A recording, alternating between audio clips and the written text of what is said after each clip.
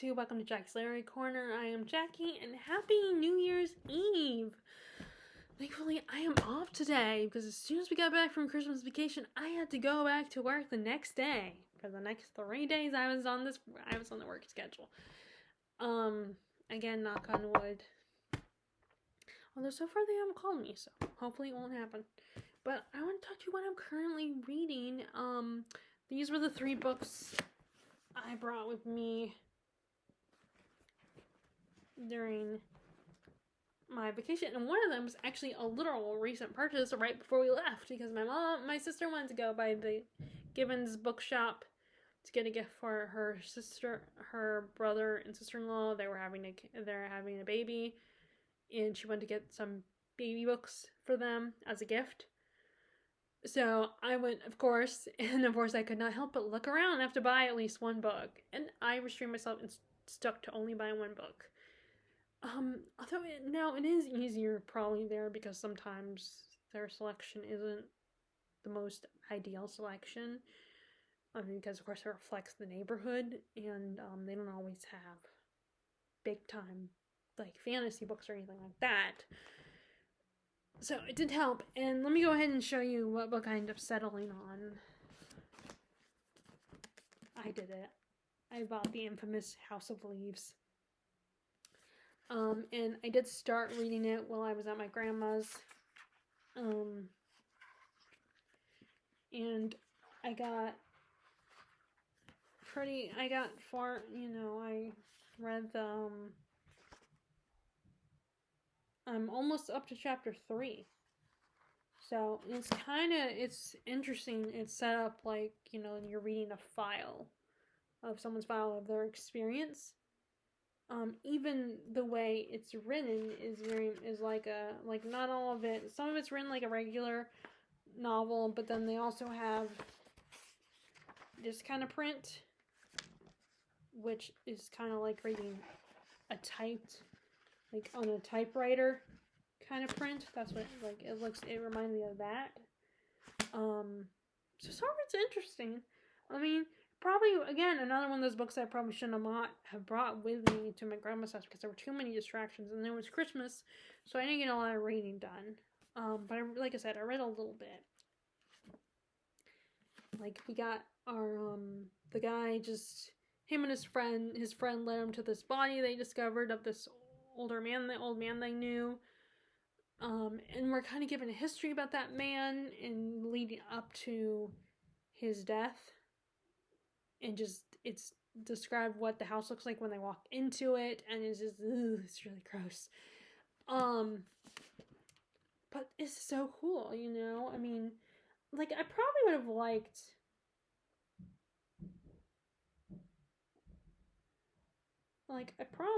liked the other books that are similar. Like, there's other book series that I remember coming out a couple years ago, probably inspired by this book, that kind of had that aesthetic, like reading a file or getting a record of an event that I might have liked if I had tried them. Which, like, there's a tag video I meant to do. I still might do it, maybe at the beginning of the month, maybe in January, which will be tomorrow. I might still do the tag where it was one of those yes or no type questions, and they want you to answer it quickly. So I might, like, one of those this or that. Okay, it did it again. That is so weird. My computer, I will see an image of a thumbs up or like a heart and a bubble that just pops up on my screen. It happened like a week ago, which is really weird. But yeah, so I cannot remember what the books are called, but there's 2 series that kind of do something similar to this. But anyway, back to the tag, it asks you, do you like this, or do you like this, or is this a no for you or a yes for you kind of questions. And I thought in one of them was experimental books, and at the time I said no, but here I am buying a book that's very experimental. So, I mean, some of them I had to answer lukewarm, where I don't know yet how I feel about it. Like, one was Westerns, and I don't know because, before I would have said no, that it's a thumbs down. It's not. But then I recently got Lonesome Dove by Larry McMurtry to try that out, and so far I like it. And it was like I brought it with me on Thanksgiving, and I enjoyed it. I've liked it so far. So there's a lot of genres that I think I'm not interested in, but I'm more like lukewarm, or I just don't know for sure how I feel about them. And like I said, there are also genres that I just prefer in a different format. Like romance, I just rather watch a movie or a TV show with a romance plot. Or well, I should say I don't mind a romance plot, but if it's the main plot, the main conflict has to do with a romance, then like I said, nowadays I would rather watch a movie or something. But I have made exceptions. Like I like the Agadar series, and that the romance is kind of part of half the plot is a romance. So, but mostly I prefer, watching a romance on screen than reading about it. So this is one of those ones I wasn't sure how I feel about it. So I feel like I can't say not hot, because the question is hot or not, the tag. And I feel like I can't really say not because I'm trying it out. Experimental fiction. Okay, so the other two books were, I'm continuing with this one, slowly making progress with this. Noli Me Tangri translates Touch Me Not. And it's one of those where we're just going about the lives of these people during this time when the Spaniards took over the Philippines and it's running the country. It's like one of those where I feel like it begs the question, how does everyone feel about it? How do the Filipinos feel about it? Like, is it a good or a bad thing? So I tried to talk to my grandma about this, but the only thing I could do was get her to tell me about how to pronounce the title. And we talked about how Jose Rizal, dang, my dad told me how to say the guy's last name, but I don't remember. Told me that he is a national hero for the Philippines. But this book unfortunately got him into trouble with the government. And he did write a sequel to it, which I do want to read. So we kind of have, the book originally started with Captain Tiago, and he's throwing a gathering where a lot of the upper class people, including the father Silbla and Damasio, are there and talking. And I think the party was for his future son-in-law, who has returned from Europe because he found out his father died in jail because he got into some trouble where he was defending these kids who are being chased by this man, who did not appreciate that they were making fun of him. The kids were making fun of this guy because he couldn't read. And but of course Iber's father only sees the kids being chased by this guy, so he defends them, but then it gets him in jail, and then he dies in jail. So the son has come back, and he's asking everything because he feels like he's been in Europe for so long that he doesn't really know his own country anymore. And he's trying to get to know it, so he interacts with all these different people that knew his father. And he also meets up with the woman he was going to marry, Captain Tiago's daughter, Maria Claire, who went into the convent while Ibarra was gone. And, was like, I'm going to be chased. I'm going to wait for you. And he finally comes back, and they decide to pick up where they left off. And, meanwhile, there's a philosopher who was introduced, Tassio. And Amara talked to him about his dad. They are discussing philosophy, of course, and the whole situation that they're in the Philippines. And of course, if you know your history, when colonization happens, like, people do not like it. And people are forced to speak the language. And, you have the people that colonize them that kind of take things away from them. And it's disgusting. They're helping, are they helping them and they're doing them a favor? But at the same time, it's like, you kind of took over our country. How are we supposed to?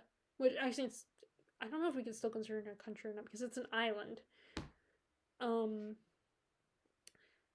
But it's like, shouldn't we appreciate it? And of course, they don't speak. Not everybody speaks the language. Like they speak their own language, Tagalog.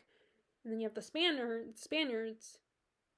And there's one scene where, and I don't know if it was the philosopher he was talking to or someone else, or a peasant, talking about how making Padre Damasio was being like, oh, you don't even know the language, you're so stupid. And the guy it might have been Tassio, the philosopher.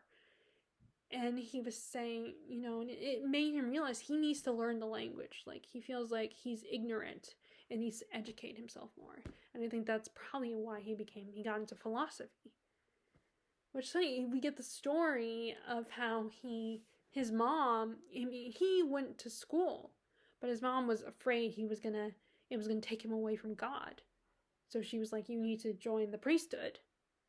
And so he didn't want to give up his education, but he ended up compromising and was like, how about this? How about I get married instead? So he got married. We also have a story of a mother whose sons got into some trouble. She's her two sons, Crispin and I can't remember, what is the other son's name? I can't remember. There were two sons.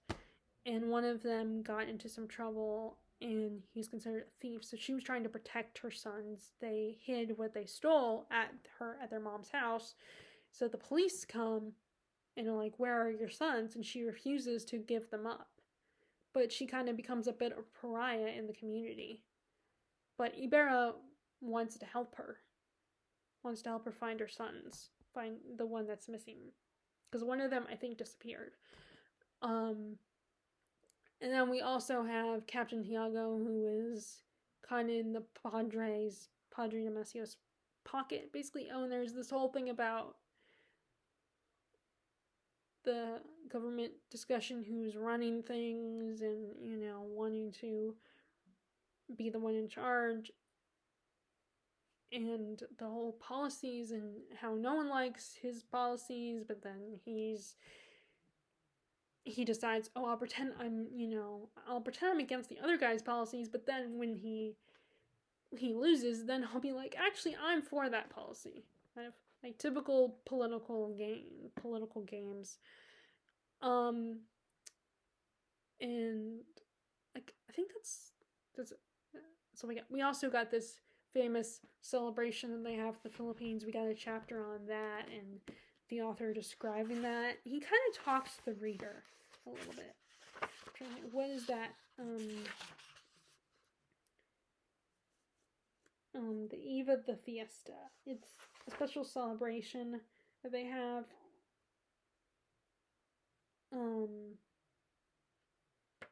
We also, Maria, Claire, and Ivera and some of their friends are going, there's a chapter where they're going on a boat ride, and the helmsman who's kind of steering the boat for them and everything, they don't know anything about it, and there's a mystery to him, and he ends up getting, it turns out he's on the run. He's also in some legal trouble, and his name is Elias, and they thought Maria Claire on the other side he was actually a nice guy and didn't deserve to get in trouble for whatever he did. And we meet him and his female companion, Salome. And I think she was in love with him. I think she loves him. But he doesn't feel the same way about her. Which, at least I was able to talk about some of it. I can't talk about everything. I'm always, when I'm reading this, I'm apprehensive about talking about it. I'm worried that I wouldn't be able to really talk about it a lot. Even though it's not a hard read, it's just a lot is going on, and I don't know the history. I mean, I know a little bit here and there, but I don't know a lot of the history of the Philippines. Which, I do feel like I probably should have read the history of the Philippines first.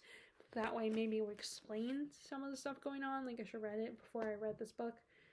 But I kind of really wanted to read this book, so there's that. And I definitely find it easier to explain on a video than typing out an answer or writing things down. The other book I started reading The Ship of Magic. And I feel like the next time I go to Booksmelting, I want to look for the second book in this edition, see if it's still there, and grab it and buy it. So I'm not up to date of the last thing I read in the mass market copy, but we have. So in this world, you have these merchant families, and when 3 of the members die in the family, their energy, their force, their spirit goes into their ships of magic, what they call the live ship. It brings the ship to life, basically, and they always have to have a member of the family on board the ship, because then it will be bad luck. And we have this particular family, and this husband and wife lost Ephron, and I don't remember what the wife's name is, and their son. They did have sons, but they all died at an early age. So all they have left is the 2 daughters, Althea, and I can't remember the other daughter's name. Althea is I think she's the youngest, and she was very much spoiled by her father. She was Daddy's little girl, and he took her on his adventures sailing. And of course, the mom is all trying to pressure her to, be like, our daughter, when she comes of age, needs to get married, and it's dangerous sailing on the water. She could get hurt. She needs to become a proper lady and all that. But it's too late. Althea's all about traveling the sea, and she wants to take over her father's ship. It's hers by right. But unfortunately, Kefria is the older sister. She married this guy named Kyle. And the mom convinced Ephron, the father, to give Kyle the ship for the sake of, the family. And he would captain, but of course he was like, Althea needs to be on this because we need a family member on board. But she does not, she's rebelling against Kyle. She disagrees with him and how he's running things. He's running the family business into the ground in her eyes. But he's like, oh, they're going to give the ship to me. I'm going to be captain of this ship. And Kyle, he's an ass, basically. And, I feel like you're not supposed to like him. And,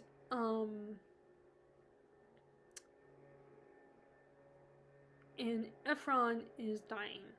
He is seriously ill, so it's going to have the quickening, as they call it, when he will take over. His spirit will go into the ship and give it new life.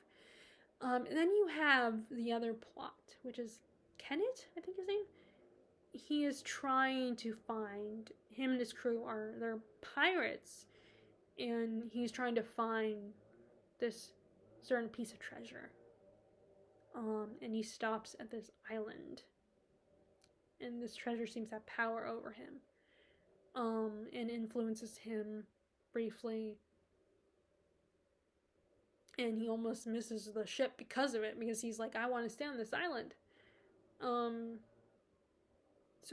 my prediction is the 2 of them are gonna, Althea and Ken, are gonna cross paths. I don't know if he's gonna be maybe he'll be a love interest for her. I do like his character so far. He seems a fun character, very complex character. Now, I am apprehensive because I do know that there are some booktubers who they type out the other 2 books, they were disappointed by those books later on in the story. But yeah, I'm so happy that my Booksmelting had this edition. I was so pleased to see this edition. Hopefully the other 2 will be there, or at least they'll have other copies, because I really like the mass markets.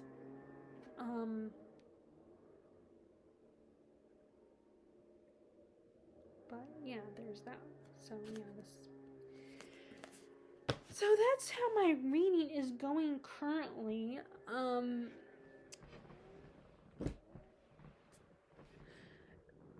So yeah, everything's good right now. I'm excited for the new year to begin tomorrow. We'll probably just hang out here. I'll watch some TV or movies.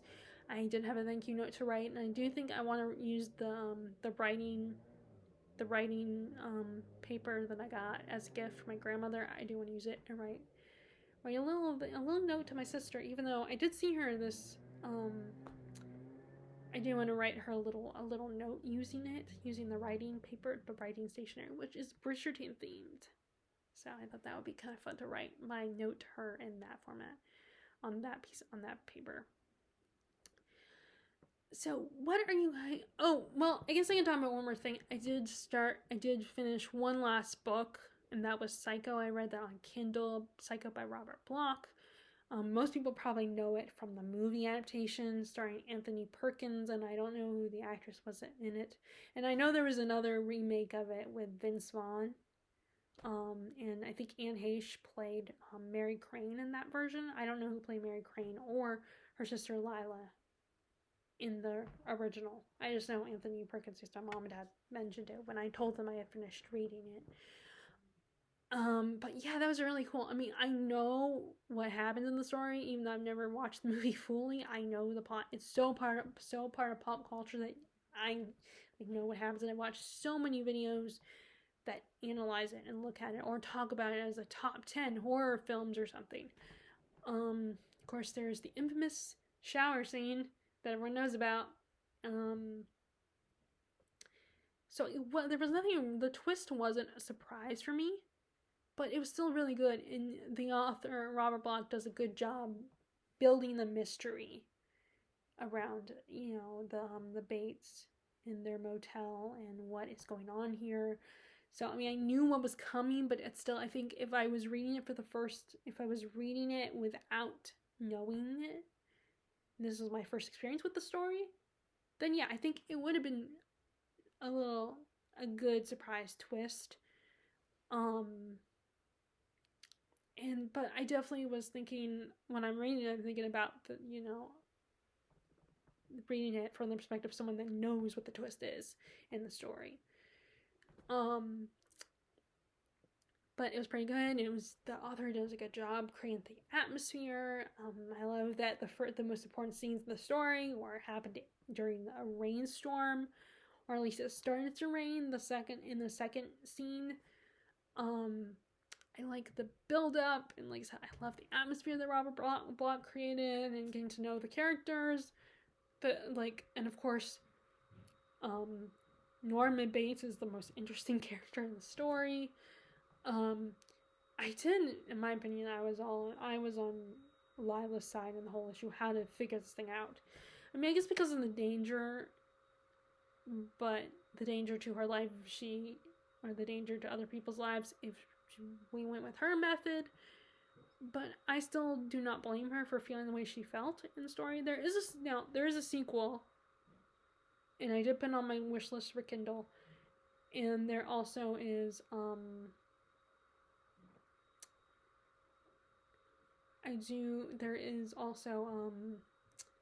there was a TV series starring Freddie Highmore as a young Norman Bates that came out as well. Probably like AMC or somewhere. But I mean, if it's on, I would love to watch it and see if it's on Netflix or something, because I would love to watch it. And then I've read the original book, and like I said, I would love to read the sequel too. But anyway, it was really good. I had a good time. I think you could still enjoy it even if you know what's going to happen in the story. I think it'd still be really fun to read the original. But yeah, okay. So that was the thing I wanted to add about how my reading is going currently, and I'm ready to start a new reading year on Goodreads. I hope you all are. I hope you all are doing great and excited for a new year. Are you doing anything tonight? Are you going to any parties? Are you just gonna hang out at your house? Is there anything special you watch or read around New Year's? Or do you just hang out with close friends or family? Would love to know in the comment section below. If you like this video, give it a thumbs up. Click subscribe if you haven't already. Click the bell notification button below if you want to be notified about my latest videos. I hope all's going well for you. I hope you're enjoying your reading, and I will talk to you in the new year. All right. Bye.